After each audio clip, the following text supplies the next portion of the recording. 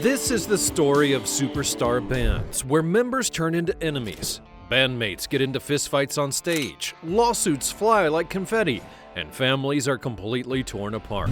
These bands rocked the music charts, but their friendships went downhill, from friendship to love to a lifetime of hate. And we begin with one of the most notoriously conflict-ridden bands in history. It's been called the saddest story of rock and roll.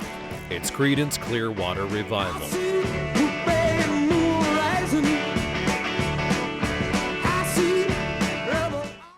John Fogerty, the frontman for Creedence Clearwater Revival, was not known for sharing the spotlight. While Tom Fogerty, his brother, Stu Cook on bass, and Doug Clifford on drums held down the swampy groove, John had cranked out a series of country and blues rock anthems like Proud Mary, Bad Moon Risin', and more. The band rose to meteoric fame in the 1960s, but simmering tensions would eventually erupt in the heart of Creedence Clearwater Revival. The camaraderie was apparent early on, and John, the main songwriter, was not afraid to cede some control. Stu Cook would once reminisce that in the beginning, John was very open to other people's ideas. Trouble was brewing, though, as John's control would tighten.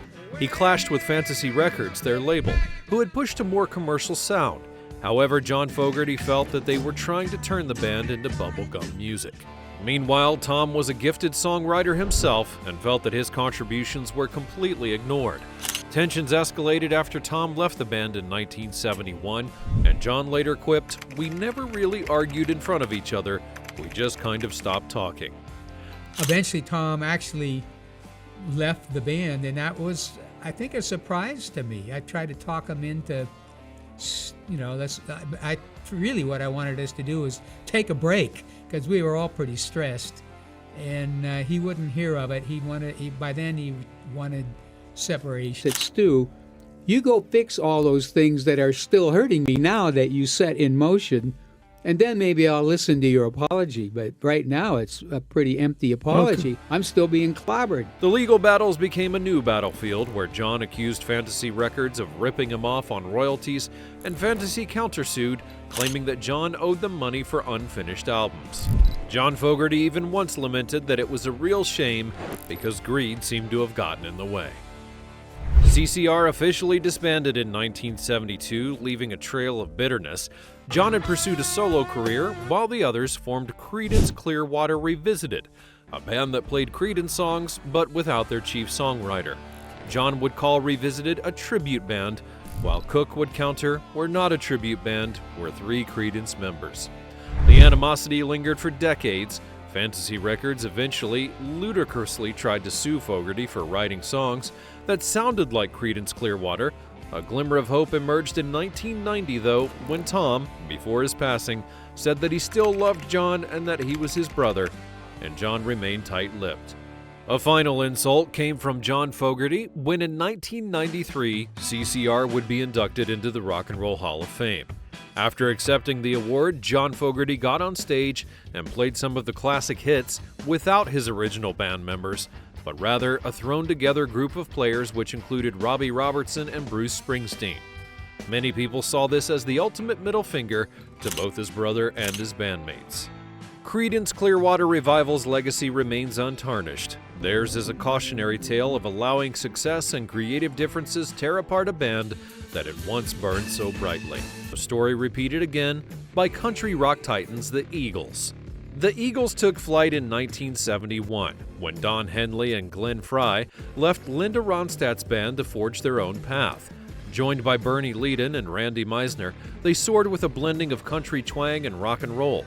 In 1974, Don Felder was brought in to add another layer to their sound with his guitar talents, and things were smooth initially. And with hits like Take It Easy and Desperado, they would conquer the charts. However, the cracks began to appear as the band's sound would evolve. The million-selling Hotel California showcased Felder's scorching guitar solo, but it also marked the beginning of the end. Resentment festered when Felder's vocals on Victim of Love were mysteriously erased, and he began referring to Henley and Frey as the Gods, a hint of animosity brewing beneath the surface.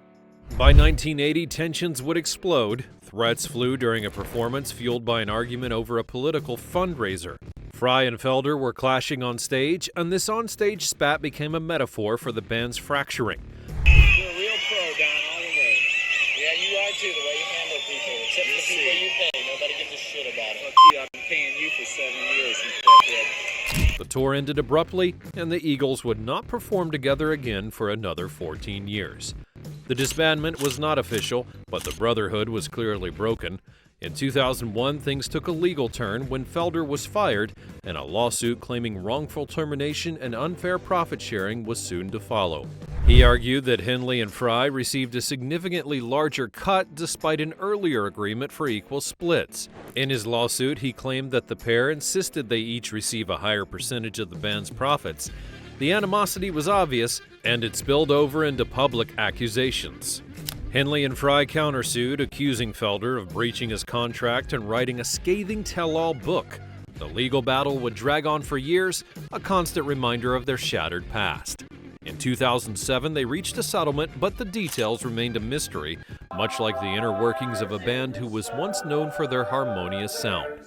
The legacy of the Eagles is a mixed bag. They produce timeless music that continues to resonate with fans, but their story is also a cautionary tale of how unchecked egos and financial disputes can tear apart even the most successful bands.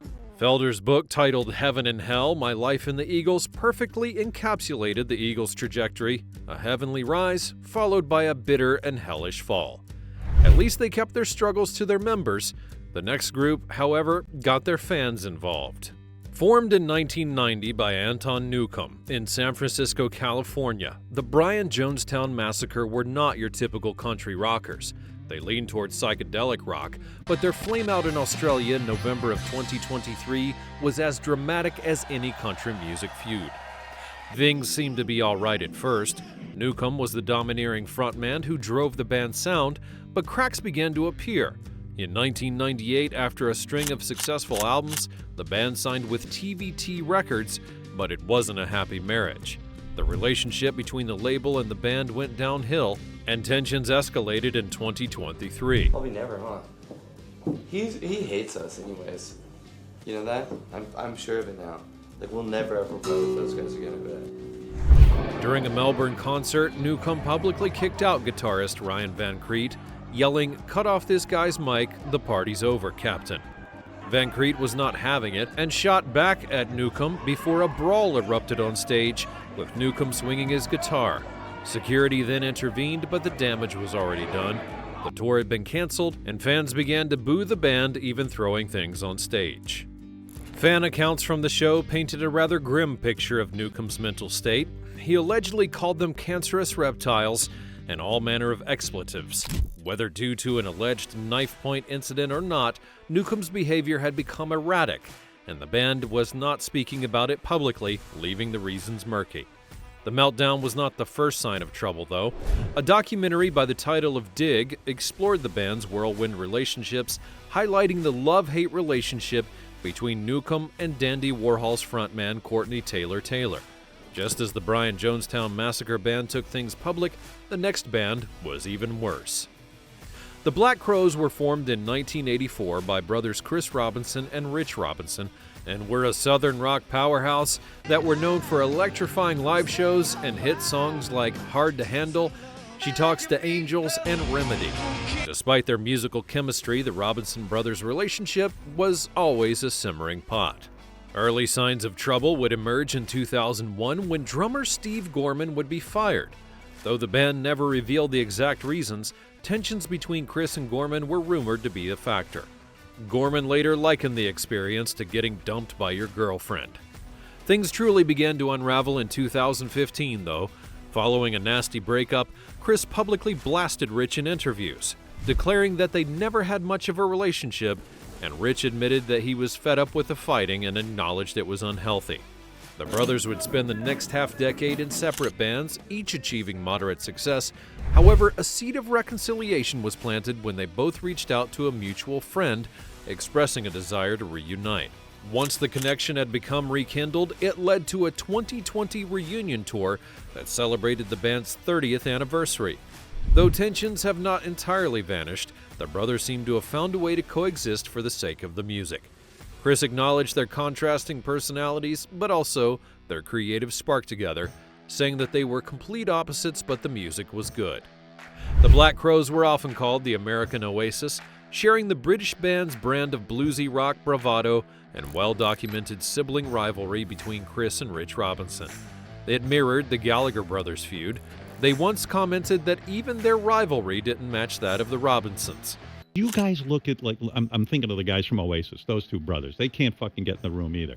Do you look at them and go, oh, they're ridiculous. They should just get together. No, of course not. I completely... We toured with them.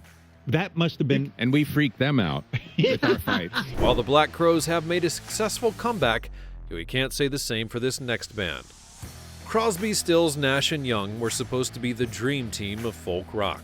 David Crosby was the soulful singer from the Byrds and joined forces with Stephen Stills and Graham Nash, formerly of the Hollies. Together, their rich harmonies and introspective lyrics became a perfect match. Neil Young, another singer-songwriter with a more edgy sound, had come on board shortly after. They became rock royalty, and for a while, it seemed as though nothing could break them. However, signs of turmoil began to show in the early 1970s as personal tensions would rise. Crosby's increasingly erratic behavior, fueled by his drug use, would frustrate many, and in 1970, Stills told Rolling Stone that they argued about everything, and it was a creative tension, but it gets to be a real pain in the ass. Despite the friction, they had managed to release 2 successful albums, Deja Vu and CSN. By the late 70s, though, the band had fractured in half. Crosby's drug problems became worse, and legal troubles kept him out of commission. The remaining members would have to pursue solo careers with a varying degree of success. The 1980s then brought on a glimmer of hope. Crosby sobered up, and the band reunited in 1982 for Daylight Again, which then went platinum. But old habits do die hard, and Crosby relapsed, sending everything into a downward spiral. He was arrested multiple times and served prison time, and the band sputtered along, releasing albums that did not ever recapture their past glory. By the 1990s, the animosity had become too much, and Crosby had blamed Young for a poorly received album in 1988, while Young refused to tour with the band. They continued to reunite sporadically all throughout the next 2 decades, but the magic was clearly gone. In 2014, Nash publicly confirmed what everyone already knew, that Crosby, Stills, Nash, and Young would never perform again, because of his estrangement from David Crosby. Crosby's death in 2023 would finally end all possibilities of a full reunion. Their legacy is one of complexity. They were once one of the most influential bands of their generation, but their personal demons would ultimately tear them apart.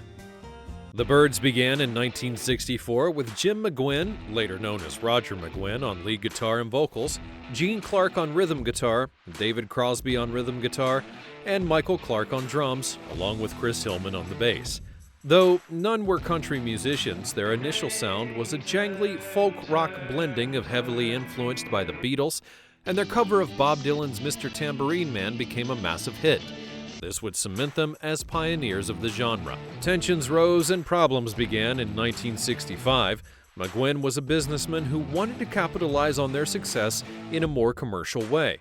Meanwhile, Clark, the band's heart and soul, had yearned for a more introspective and original direction.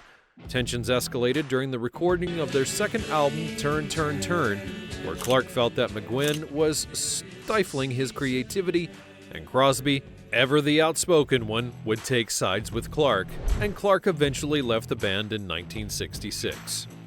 Graham Parsons would then join the Byrds in 1966, and his influence pushed the band towards a more country rock sound, evident on their acclaimed album, Sweetheart of the Rodeo. However, legal issues with his previous band would force Parsons' vocals off most of the album. Parsons became frustrated and felt sidelined, and then left the band later that year. The Byrds then continued to experiment with psychedelic rock, but never recaptured their initial success. Crosby was increasingly frustrated with McGuinn's control and left in 1968 to form Crosby, Stills, Nash & Young. The Byrds then disbanded for the first time in 1973, a fractured shell of their former glory. There were no fistfights or lawsuits, but their legacy will forever be tainted by the bitterness of their breakups. McGuinn, the sole constant member, continued to tour under the Byrds' name for many years, much to the annoyance of his former bandmates. The Byrds fans were initially caught in the crossfire. Some followed their favorite members to their new projects, while others lamented the loss of the groundbreaking band. However, time has softened the blow, and today the Byrds are remembered for their innovative music, and their internal conflicts are seen as part of the creative churn that produced their absolutely amazing sounds. But unlike the Byrds, the Everly Brothers began young, robbing them of their individuality, a major cause of their feud and fallout. As teenagers growing up in Mississippi, the Everly Brothers took the musical world by storm in the late 1950s. Their angelic harmonies on hits like Bye Bye Love and All I Have to Do Is Dream would mask a complex relationship that would end up curdling into a full-blown hatred over the years. But some speculated resentment had festered, robbing them of their individuality. While initial success had brought them close, there was trouble that was brewing beneath the surface. And some speculate that Don, with his rock and roll leanings, may have felt overshadowed by Phil's sweet tenor. Problems became obvious during their 1960 UK tour, where Don's addiction to prescription drugs led to a nervous breakdown, and that left Phil to carry on alone. Business woes and the rise of Beatlemania only added pressure to the situation, and by 1973 the simmering pot had boiled over. At a gig in California, Don was intoxicated, mangled the lyrics, and argued with Phil on stage. Don then threw his guitar down, declaring that he was done with the Everly Brothers, and Phil had to finish the show alone. For a decade, the pair pursued solo careers with very little success. A reunion tour in 1983 proved that their voices still harmonized beautifully, but interviews would reveal a deep divide. They wouldn't even sit together, and Dave Edmunds, their producer, noted that Phil preferred to record Don's vocals first, claiming it sounded better that way, a petty slight in the grand scheme of things. A glimpse into the root of the animosity came from a mutual friend who had overheard a fight between the brothers. Through sobs and shouts, they kept referencing their father, and their arguments were laced with accusations of "Daddy said this" and "Daddy said that." The music industry may have pitted them against each other, but it seems that unresolved childhood issues had actually played a big part. Despite their personal animosities, the Everly Brothers' legacy is undeniable. The legendary Paul Simon brought them in for backing vocals on Graceland, and Simon and Garfunkel paid homage by bringing them on stage during a 2003 reunion concert. They never truly reconciled, and Phil's death in 2014 would end any chance of a final act. Don publicly expressed his love for his brother, a bittersweet coda to a complex and ultimately tragic relationship. Levon Helm and Robbie Robertson were the heart and soul of the band. Helm, with his deep southern vocals and powerful drumming, had embodied the group's earthy spirit, while Robertson, a guitar prodigy, had penned most of their hit songs and orchestrated the unique sound that would blend country, blues, rock, and roll. Their initial relationship thrived on mutual respect. He was the closest thing in my life I've ever had to a brother. Helm was already a seasoned musician who had brought Robinson under his wing when the teenager first joined the band's predecessor, the Hawks. Tensions would begin to simmer, though, during the group's most successful years. As the frontman and songwriter, Robertson took on a leadership role, booking tours, arranging photo shoots, and handling finance. Helm, however, preferred the simple life of just playing music. This fundamental difference in personalities would chip away at their camaraderie, and financial disagreements would widen the rift. Robertson was the chief songwriter who received a larger share of the royalties, something that Levon Helm contended was unfair. Things came to a head in 1976 when Robertson was tired of the road and wanted to focus on songwriting, and he decided to disband the group. Levon was furious with what he saw as Robertson destroying the band, reluctantly participated in their farewell concert. Years or more after this, Levon hit some hard times. He was having some tough times with health and financial situations, some mental health issues, and he became angry, and he turned his anger towards me at this stage. In the years that followed the last waltz, the animosity would only deepen. Levon Helm would publicly criticize Robertson in his autobiography, accusing him of taking songwriting credits that belonged to other members while monopolizing control of the band. Robertson had maintained that he wrote most of the songs and simply gave credit to Helm on a few out of brotherhood. There were no fistfights or lawsuits, but the public spats continued on, and in 2012, news broke out that Levon Helm was battling terminal cancer. Robertson visited him in the hospital, a gesture that some saw as a potential reconciliation.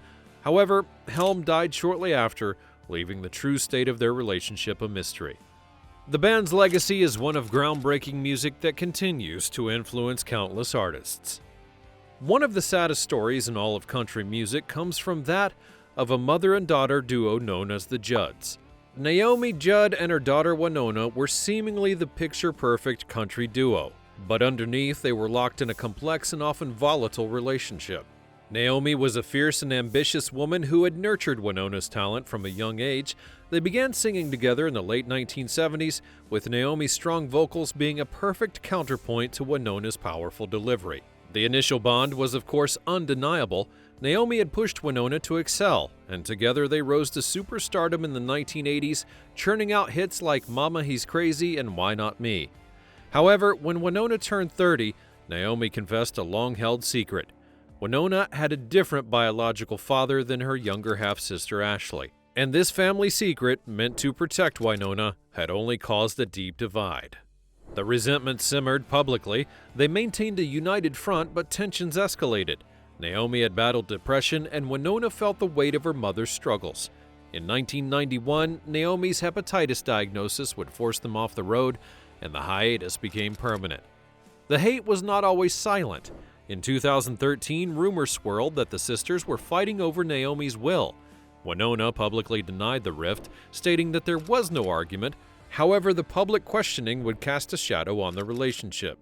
There were no physical altercations or lawsuits reported, but the emotional distance grew much wider. Naomi spoke of their bond, that they were different people, and they come together beautifully on stage but were not actually friends. The legacy became complicated. The Judds were a powerhouse duo that left behind a string of iconic country hits, yet their struggles had overshadowed their musical achievements. Fans who had once adored the mother-daughter harmony were left bewildered by the acrimonious split. Tragically, in 2022, Naomi Judd took her own life, and controversy erupted after her will surfaced, revealing that she had excluded her daughters and her husband became sole executor. Further to this, at the site of her death, a note was allegedly found saying, "Don't let my daughter come to my funeral. She's mentally ill." When you lose someone you love, it's like, holy crap. This is really happening. Is this really happening? Your brain goes, no, this isn't really happening. And then you go home and I realized, yeah, my mom's not here anymore. And I can't even say it without crying. But at the time I was kind of like, I'm Winona freaking Judd, man. You know, I've got everything. And I go into this whole thing. Winona continues to perform solo. Her powerful voice is a constant reminder of the musical magic that the Judds had once shared. What did you think of the stories of these bands that hate each other? Be sure to let me know in the comments below. Also subscribe so you never miss another video like this one in the future. Thanks for watching, and I'll see you next time.